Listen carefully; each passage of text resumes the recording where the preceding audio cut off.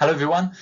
Normally we've been having this meeting at school all together in the school hall. My name's Steve Jolly, I'm the head of sixth form, and you'll also hear on this video from Mr. Hallam, John Hallam, who's the assistant head of sixth form.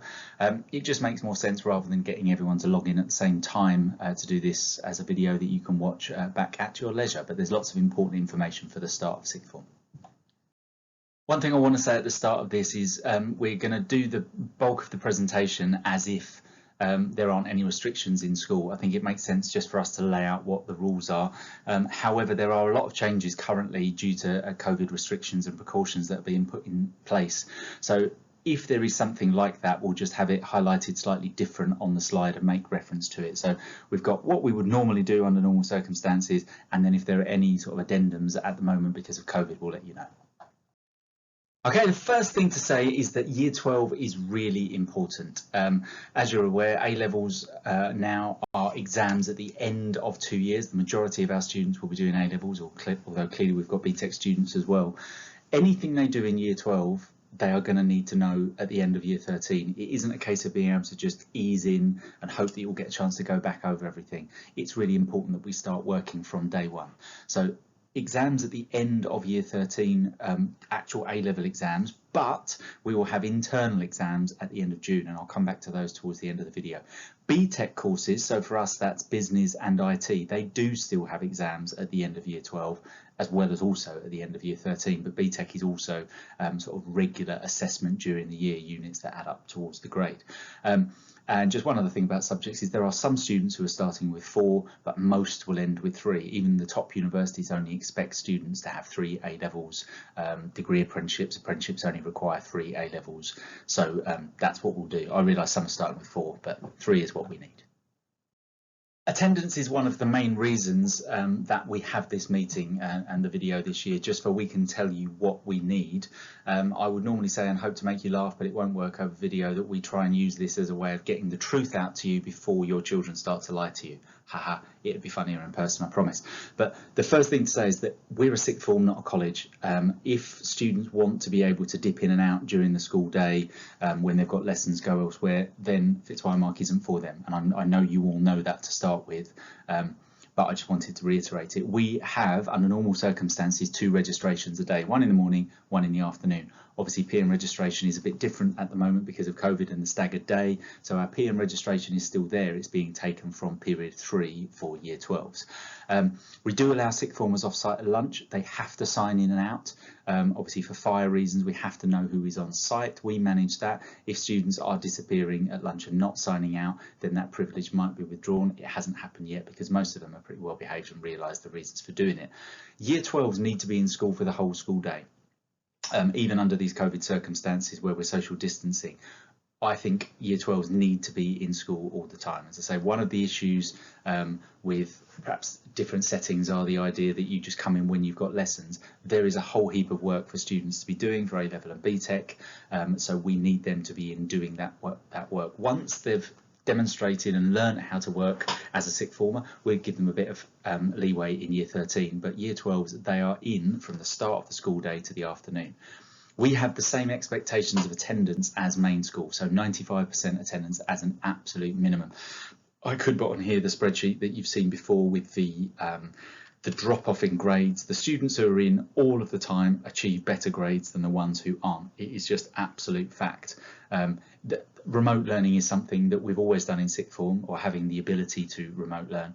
It doesn't work as well. I know that maybe parents need telling that slightly less after the last 6 months, that sometimes a teacher is necessary, and you do need to have that person there to ask questions. So if A-levels could be taught from home, that I wouldn't have a job, basically. So we need to get students in as much as possible. However, we realise that some people will need to have leave of absence requests to go to universities for doctor's appointments, that kind of stuff. Mrs. Corrie needs to be informed about that, and a form, or really we'd refer, could you ask permission for that? That would really be the way of doing it, but through Mrs. Corrie. Driving lessons we do not authorise. They can be done outside of the school day, but the practical driving test we do. The theory test we don't authorise because you have a lot more flexibility over when they are, but the practical driving test is something we would authorise an absence for. Clearly, there are going to be times when students aren't able to be in school, and I'm putting COVID completely to one side. I'm talking about your normal aches, pains and illnesses that people would have. We still need to know that the students aren't coming into school. So as per main school, this is the responsibility of parents to make us aware of the student absence in advance of 8:45. So you need to text from the number that you have put down as your number one contact given to us, the number that's on there, or you can email again from the contact that you have given us, the email address that is on this video. This was a system that was brought in a couple of years ago. I'm sure you can understand why. If not, I'll tell you. It was because we had a student whose mum was phoning in and saying little Johnny was ill fairly regularly, and then it turned out that little Johnny wasn't ill, and one of his mates' mums was phoning in on his behalf, and his actual parents knew nothing about it.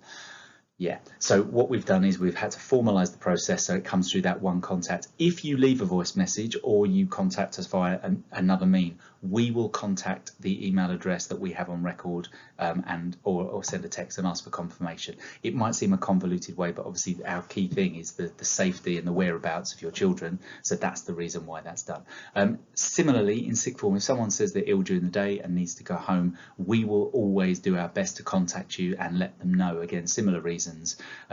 In the past, in my former school, there was a student who regularly went home ill, and his mum didn't know anything about it, and she wasn't very happy when she found out, so we tightened up. We will always call to say that your son or daughter is going home, and in an ideal world, maybe someone could come and collect them. Just a few key dates. The parents' evening will be at the end of January. Internal exams, as I say, that I've mentioned, and I'll come back to you later on, are in July, and we have this post-sixth form options evening for parents. Hopefully we'll be able to do this in school on the 20th of May, where we talk through what options the students have and what they need to be doing for university apprenticeships and so on, and the things you can do to help. The one date we don't have at the moment is we have traditionally taken all of Year 12 to the University of Essex, just to give them an insight into what uni looks like. For obvious reasons, they're not able to accommodate us at the moment, but if that changes, we will put it on the calendar, and they've said they'll let us know as soon as that is able to happen. Okay, so the school hour structure is different at the moment, but the one thing that is still true is we have 5 hours of lessons a day. Normally it would be 5 single-hour lessons, but currently it's 1 hour, 2 2-hour lessons. That's to enable the stagger, so that within the 2-hour lessons, each year group has a separate break and a separate lunch to enable us to socially distance. What it means for sixth formers is across 50 hours in school of a fortnight, they will have 27 of those hours, 9 per subject, with a class teacher. So it'll be 36 if they're doing 4 subjects. 2 hours of enrichment and 1 hour of external speaker, which Mr. Hallam will talk about shortly. Which then means they have 20 hours of study time. That is something that we are working with the students and will continue. Departments will provide students with ideas of what they need to do. It isn't just about doing homework in those times, it's additional reading. But Mr. Hallam's going to take over a little bit now and go over some of that information, and he will talk about study time. Good evening everyone, I'm Mr. Hallam, I'm the Assistant Head of the Sixth Form, and I'll be taking you through the next few slides. So I'm going to start off by talking about external speakers. One of the things that we're really proud of at FitzWimarc Sixth Form are the external speakers that we arrange that come in and talk to our students on a fortnightly basis. So once per fortnight, the students have a designated session where they're in the assembly hall, and external speakers come in and talk about careers or various partial topics. We've had some excellent people come in and volunteer. We've had a vast range of industries and professions, from dentists through to accountants, someone who works for the BBC in the financial industries like Deloitte, trying to get a real broad range of careers and professions in to inspire and talk to the students about their careers. One of the things that we're requesting while we're talking to you about this is that if anyone would like to volunteer and come in and talk to our students, or we can arrange some sort of video conference, or we can arrange that the students can get the information that way. If you are interested in helping out, then please email through to the sixth form with your details, and we'll get back to you about arranging how we're going to do that. Now obviously that is very, very different at the moment how we're running this, because of the changes to the timetable and because of the changes about external speakers coming in. So right now, instead of one period every fortnight, they've got a double 2-hour session every 4 weeks. Initially we're going to be using the members of staff, not all just giving information about how to become a teacher. A lot of us have had various professions before we became teachers, and we've got a lot of messages about different focuses. So one of them will be focusing on marginal gains, about making every little bit makes a difference. Others will be focusing on if students don't know what they want to do, how they can work that out. So we're going to make use of our fantastic staff team there. And when we do start using the external professional speakers, then what we'll be doing is looking at working with things like Microsoft Teams or Zoom calls, or to record conversations that we can then play for the students. And hopefully we can get back to normal with that, because that's a really, really strong thing that we offer here at FitzWimarc Sixth Form. As well as their timetable lessons, students will also have study periods. So whether that's in the supervised study area or just in the canteen area, they need to be working hard. Now, the recommendation, generally speaking, is around 4 hours per subject. Now, this doesn't matter whether you're doing A-levels or BTEC programs. The difference is that when you've jumped up from GCSE to A-level and BTEC, the amount of work that you need to do has also increased. So, generally speaking, when you're learning your GCSEs, what you're considering as a student is you are learning the knowledge of things, and it's about memory, making mind maps, flashcards, and things like that. When it comes to A-levels and BTECs, it's about the application of that knowledge. So students should be doing more work, but also different work when they're studying in their independent study hours. So we have a lot of study space for that. So we have 3 study spaces available. We have the cafeteria area. So when students have a blank on their timetable, generally speaking, they'll be in the canteen area or the small computer area by the photocopier. We also have a supervised study area, which I mentioned previously. Now, this is the block out the back that Mrs. Smale, the coordinator, works in. Students have 10 hours per fortnight allocated on their timetable, and this is a directed study time. So when they're in there, it's like a large classroom, if anyone's been in there, like a large classroom where any student can go in and study and work hard in a real sort of quiet environment. Mrs. Smale is there to make sure that it is a quiet environment, it stays a quiet environment, and the students are working quietly so that everyone else can work without any distraction. In the future, when we're not under the current restrictions, students will also be allowed to go to the library in their free time, but unfortunately at this point we can't allow that due to the crossover of bubbles. In terms of what students should be doing in their sixth form study time, there are 4 key things that we recommend. The first being that students read around the topic. Staff will have specifications that students must be taught. So content that must be taught will be covered in lessons. But independent study, reading around the topic, is going to be really, really good in backing up that knowledge, and also students will be able to bring that into lessons. Reviewing and revising work from previous lessons is very important. The students shouldn't just have a lesson and that's the last time they look at it. They should be looking back through their notes, especially before a lesson. They should be preparing going into that, thinking about what did we do last week, making mind maps, making flashcards about that content. Tidying and organising notes. Now, students might think that's a bit of a waste of time. We're asking them to spend an hour of their time just tidying and organising their notes. But actually, if you think about this logically, some of them will be sitting exams in 21 months' time. If that's the case, and when they're looking back through their first year notes, if everything's in a disorganised manner, it's going to be very hard to find out the content or the revision that they want to do. So keeping themselves tidy and organised is a really good way to spend your study time. Practicing past papers, as is put there on the slide, is arguably the most valuable thing when it comes to A-level. As I mentioned on the previous slide, GCSEs are all about memory and knowledge and a small amount of application. But A-levels is all about how you apply the knowledge that you have in different contexts, in different scenarios.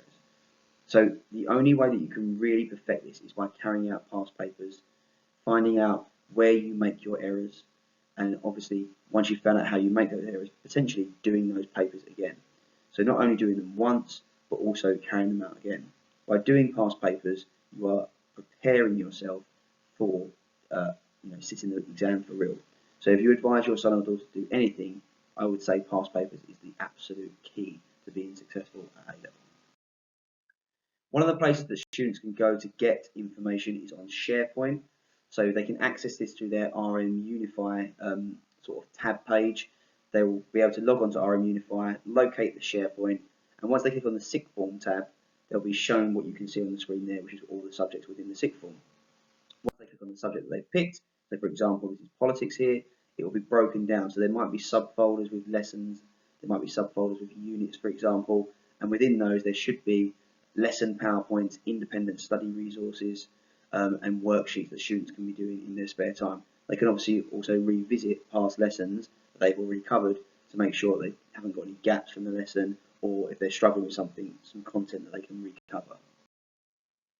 For homework, all homework will be set on the Sims app.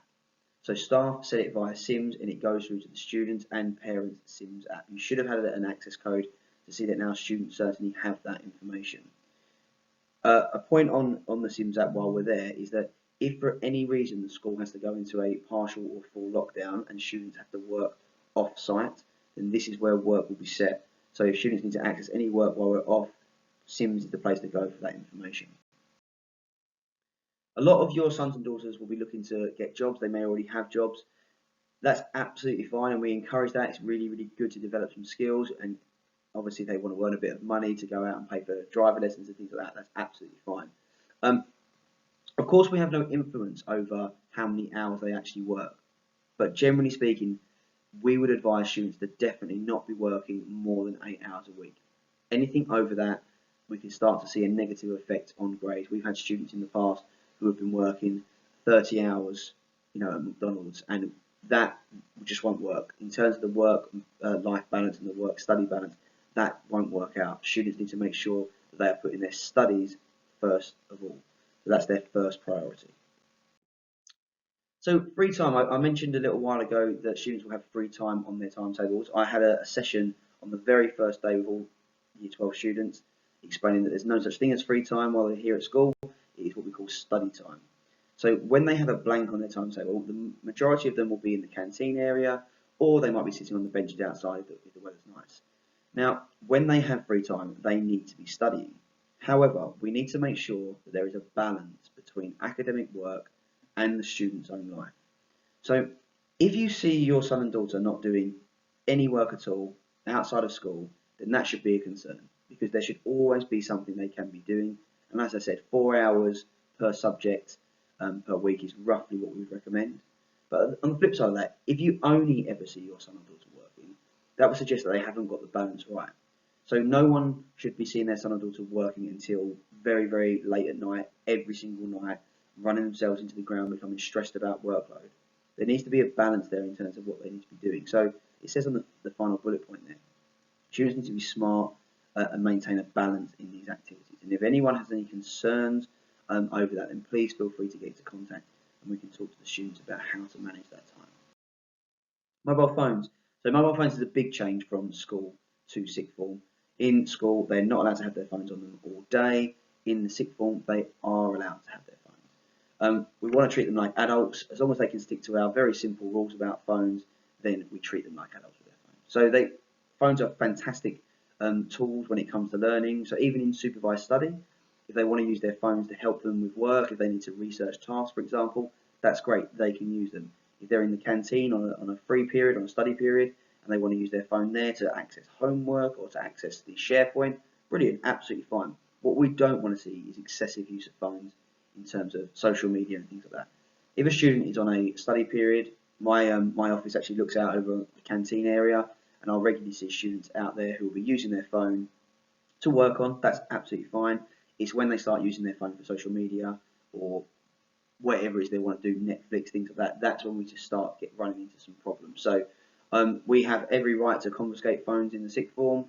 We will do so, and if I have any concerns over any students who are consistently breaking this rule, then I'll be in contact with you to make sure that you're aware that they're not using their time effectively. But mobile phones are fine within the sixth form building. As soon as they leave the sixth form building, we need to ask that students keep those phones away. So if they're walking to a Spanish lesson in the main building and they're walking through the corridors on their phone, a member of staff has every right to take that phone off them. They need to make sure that they're following those rules there. Finally, from me, uniform. The uniform policy is very clear on our website, and the students have come in recently and they all look fantastic in their new blazers and their new ties. We have a black blazer policy here with the FitzWimarc crest. We have the claret tie, which is different to the tie from the main school. Plain collar white shirts. You can read there and pause the video if you'd like to look at the rest of it, but the main area that we have a concern with regards to uniform seems to be trousers on girls. So one of the things that we ask for here is that black trousers are sort of full length tailored trousers. They're not denim, they're not skinny trousers, they're not the sort of drain pipe leggings that we are seeing on some students. one thing we really ask for your support with there is to make sure they have the correct uniform and the trousers aren't too skinny there. Shoes should be smart black shoes, heels not too high, no trainers, boots, things like that. So making sure we're sticking to the policy, and plain black socks. There are a handful of students who we've seen who have sort of ankle high trousers with black shoes on and then white socks. It's not a great look, so we need to make sure that we're not having that. Hair should be of a natural colour, makeup should be discreet, and if students are taking part in PE or enrichment PE, which I'll get more information about in the coming weeks, when we prefer it to be a FitzWimarc PE kit. Of course, if your son or daughter didn't attend FitzWimarc, then they're more than welcome to wear PE gear as long as it's suitable to take part in those PE activities. Okay, I'm going to pass you back to Mr. Jolly now, and he'll carry on with his presentation. Thank you. Okay, so I'm back. So enrichment is something that traditionally, under normal circumstances, will be 1 hour a week on a Wednesday.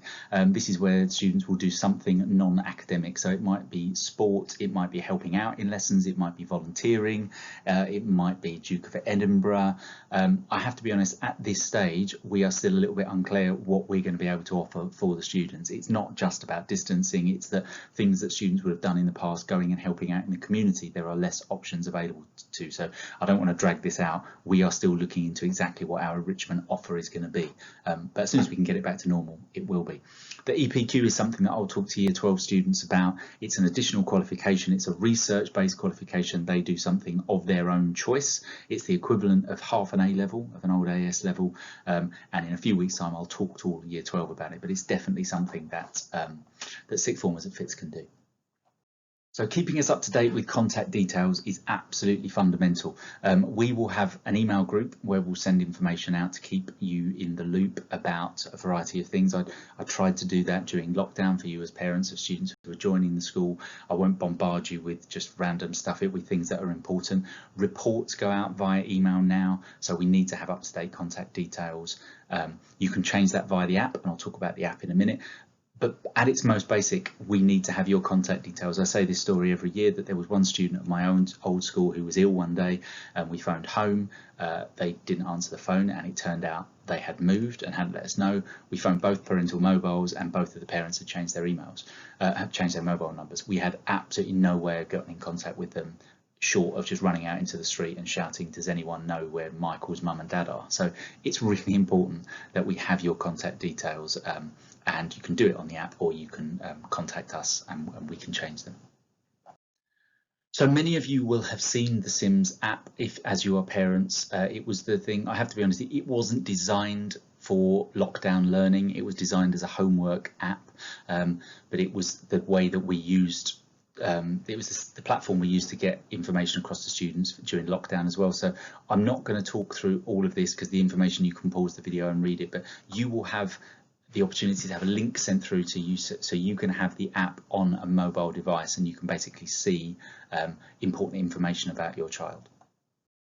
So when the link gets through, a link comes through to you, you will be able to register. You link it to a social media account of your choice. I use Office, so I just use my actually I use my Google Mail address. Even though it is a Sims account, as parents none of you will have a Sims account, so don't say that you're using your Sims account to register your Sims account. Put in your Facebook, your Google, Twitter, anything like that, your Microsoft account, and eventually you'll go through the process. It's fairly clear, and you'll be able to register for the app.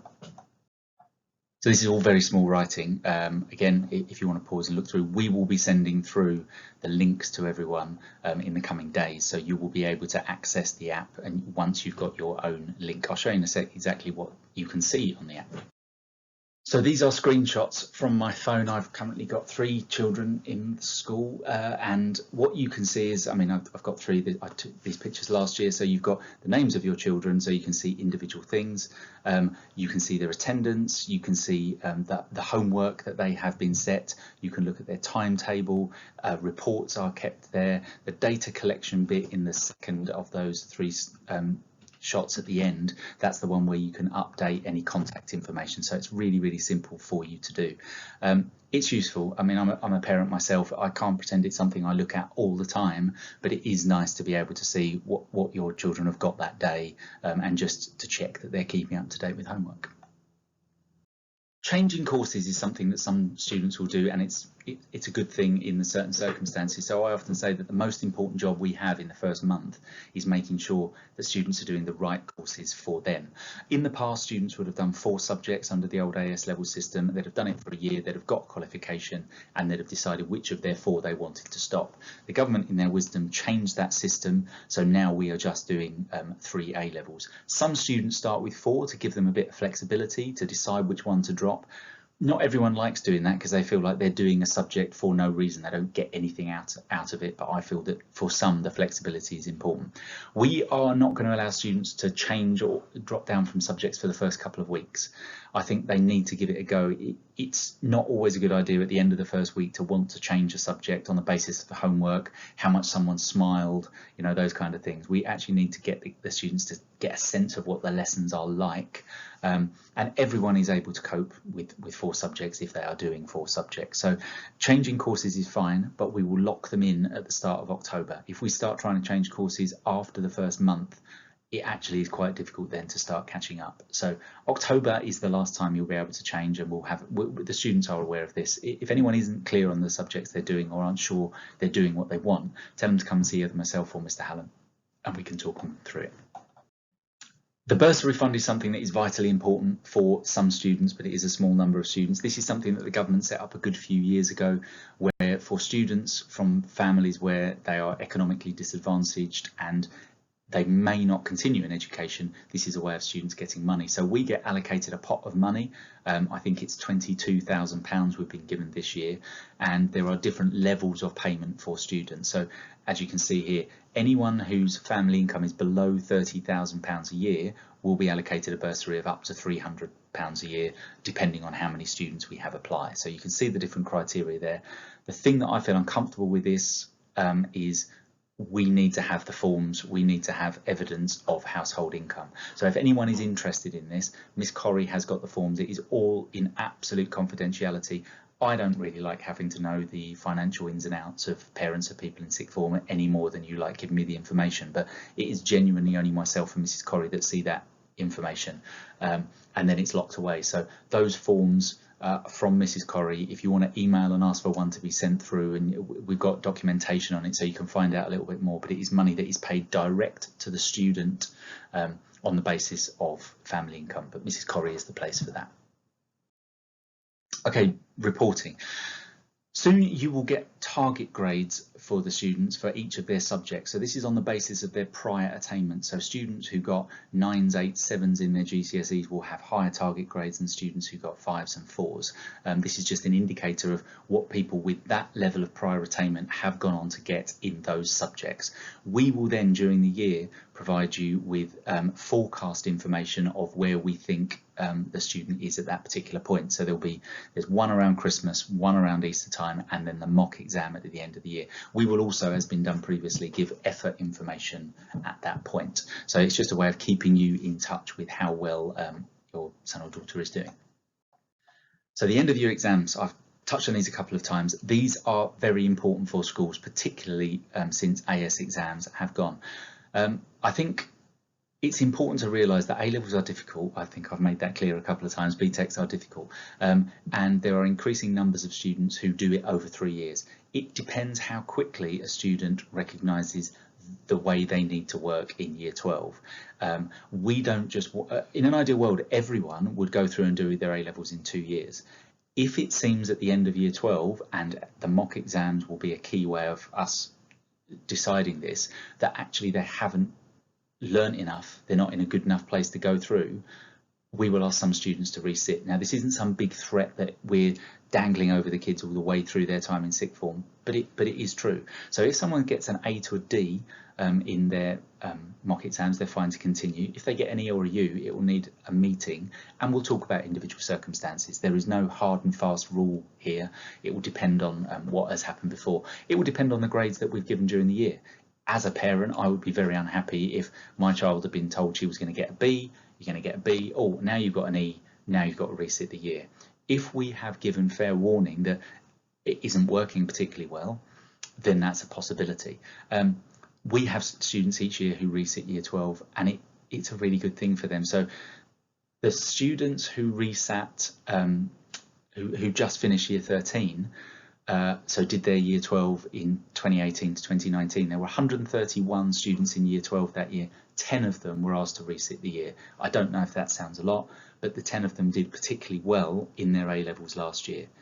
One of the students who resat last year actually ended up getting A star AA in his exams. Another student who'd got EEU in his end of year exams ended up getting AAB in his exams. Sometimes it's a maturity thing. It's just they need that extra year to be able to realise what they need to do.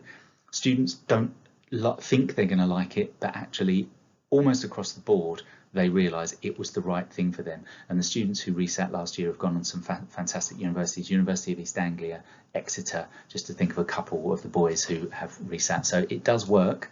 It's not something we're going to keep talking to the students about all the time, but it's important that you are aware that that's a possibility at the start of the year. I know that a lot of people will judge sixth forms on results, and that's obviously a really important bit, but I think destinations is increasingly a really important way of judging a sixth form, and we work hard with the students across the 2 years to make sure they're going on to things that are right for them and are aspirational. So we will endorse university open day visits in the summer, and we'll talk about that further on down the line. We will have a big program of getting in speakers talking about apprenticeships and universities. Obviously COVID related, that is changing, and we're working out how we're going to do that, but we will definitely be providing information with the students, for the students on that. I remember when I was at school, I left not having a clue what I wanted to do. The only thing I knew I didn't want to do was be a teacher. But I want to make sure that students leave sixth form at least having had interactions and ideas of a wide range of careers and how you go about getting into them. We'll have a meeting on that, as I've said, in later on in the summer. Oxbridge, medicine, veterinary, dentistry are all possibilities for students at Fitz. The year 13 we just left, one girl is going off to Cambridge, 1 to vet school and 3 to med school. So if that's something that your children want to do, we can definitely support them through that, and I run the programme for that. You will be pleased to hear that we are coming towards the end. This is one thing that I'm never sure how to get this across without either it seeming like I don't care or I'm being rude, but the jump from GCSE to sixth form study is real. It is a big thing. And we try and accommodate students, we try and help them settle in. We don't want to just hammer them with all the hard work and scare them witless in the first week, but it's really important that students and parents realise that jump is real, that grades that students got in GCSE, although I'm sure everyone has got good GCSE results to get into sixth form, it doesn't automatically lead to the best grades at A level. That really comes down to the amount of work an individual student does. So I don't want it to seem like, oh, you're not going to be able to achieve very well, because I want to be aspirational. I want as many of our students as possible to go to the top universities, to get those top degree apprenticeships, to put themselves in a position to do fantastically in life. However, we need to recognise the reality of the situation, that not everyone is going to be able to get straight A's at A level. So I've pondered different ways of doing this, and I think at its core it just boils down to this. If you look at the red grades that we've got there on the side, and you imagine all of those are students, the full range of students, some of them got 9s, some of them got 8s, some of them got 1s, actually some of them got 0s, but I didn't put that on the sheet. The people who are going to do A levels are not the ones who got 1s, who got 2s, who got 3s, who got 4s, and in a lot of cases not 5s. There are subjects, physics, maths, where students aren't allowed on with a 5. So the people who are doing A levels were the people who did better at GCSE. Those grades for A level, so A star down to U, are now all squeezed into those people for GCSE who got 9s, 8s, 7s, 6s and some 5s. So the reality of the situation is someone getting a 6 actually is more likely to get a D unless something changes. Now obviously that is not a hard and fast rule at all. There'll be people who got 9s who aren't guaranteed A's and A stars. There'll be people who got 9s who chose not to do A levels. There'll be people who got fives for a reason. There was something that happened. They just suddenly clicked. There might have been some pastoral things going on. So this isn't a hard and fast rule. I don't want you to feel if you got 9, it guarantees an A star, or if you got a 5, it automatically means you're going to fail. It's just the reality of the situation. These grades have to come from somewhere, and someone who has got, you know, a couple of 6s, a couple of 5s, and a 4 for GCSE, they're strong results. They're all pass grades. That doesn't automatically mean, unless there is a significant improvement in work, that student is going to get more than 3 C's at A level. It happens, it definitely happens, but it's got to be down to the work of the individual student. So I'll leave you with that. If anyone has any questions, then by all means email me. I'll put my email up on the last slide. Can you tell that I didn't really think I was going to finish this video? These are the email addresses that you will need. If you have any questions, either for me or Mr. Hallam, they're our email addresses. We'll definitely get back to you. Obviously, normally we'd be face to face. We could answer questions straight away. Hopefully this has been useful. If you have any admin questions, definitely about the bursary, about attendance or anything like that, Miss Corrie is the person you need to speak to. Hopefully you found it interesting, and if you didn't, hopefully you watched it in 2 sections so it wasn't too painful. Thanks ever so much.